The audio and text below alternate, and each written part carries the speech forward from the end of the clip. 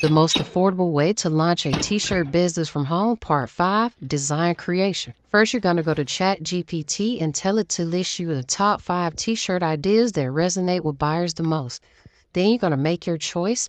Our selection is inspirational and motivational quotes. Then you're going to go to canva.com and create your own design for free using the list of tools that they have available. Next, you're going to go to tricitywholesale.com and print 100 custom screen printed e-transfers of your logo, paying in 4 interest-free installments of $25 with Shop Pay. You will also need to add 48 assorted blank t-shirts, paying in 4 interest-free installments of $33.75 also with Shop Pay. Now for the printing process, you're going to place your shirts on your heat press and then preheat for 3 to 5 seconds to remove any moisture or wrinkles.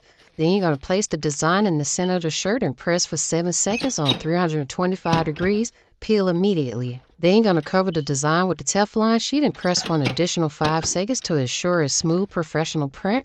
For sales and marketing, you're going to create a Square account to accept payments, and then you're going to market your brand for free using the Hustle and Craft Facebook group by creating 1 sale listing a day.